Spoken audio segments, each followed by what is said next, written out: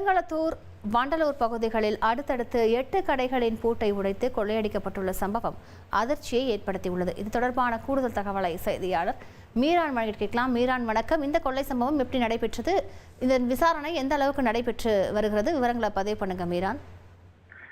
வணக்கம். சென்னை புறநகர் பகுதியான பெருங்களத்தூர், வண்டலூர் பகுதியில் அடுத்தடுத்து கடைகளில் பூட்டை உடைத்து கொள்ளை நடைபெற்ற சம்பவமானது இந்த பகுதியில் ஒரு பெரும் பரபரப்பை ஏற்படுத்தியிருக்கிறது. சென்னை தாம்பரம் அருகே இருக்கின்ற பெருங்களத்தூர் காமராஜர் நெடுஞ்சாலையில் ஹரிஷ் என்பவர் இந்த செல்போன் பழுது மற்றும் விற்பனை செய்யும் கடை நடத்தி வருகிறார். இந்த வழக்கம் போல கடையை திறக்க வரும்பொழுது கடையின் ஷட்டர்கள் பூட்டு உடைக்கப்பட்டிருந்தது. உள்ளே சென்று பார்த்தபோது கடையின் கண்ணாடிகள் உடைத்து நொறுக்கப்பட்டு இந்த கடையில் இருந்த செல்போன்கள் 2 விலை உயர்ந்த செல்போன்கள், அதுபோல 8000 ரூபாய் பணம் திருட போயிருந்தது. அதே போல இவரது கடைக்கு அருகே இந்த மூக்கு கண்ணாடி விற்பனை செய்கின்ற சலீம் என்பவரின் கடையின் பூட்டுகளும் உடைக்கப்பட்டு அங்கு பணம் எடுக்க முடியாதால் அங்கிருந்த விலை உயர்ந்த மூக்கு கண்ணாடிகளையும் மர்ம அசாமிகள் திருடி சென்றது தெரிய வந்தது. இது தொடர்பாக பீர்க்கங்கரணை காவல் நிலையத்தில் வியாபாரிகள் புகார் செய்திருந்தார்கள். அந்த பகுதியில் இருக்கின்ற சிசிடிவி காட்சிகளின் அடிப்படையில் புகார் செய்திருந்தார்கள்.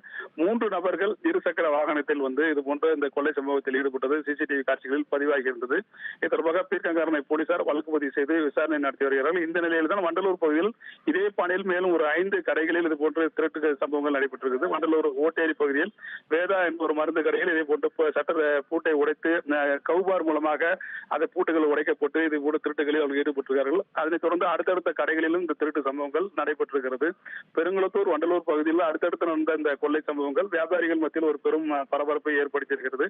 இது தொடர்பாக சிசிடிவி காட்சிகளுடன் போலீசாரிடம் வியாபாரிகள் புகார் தெரிவித்திருக்கிறார்கள்.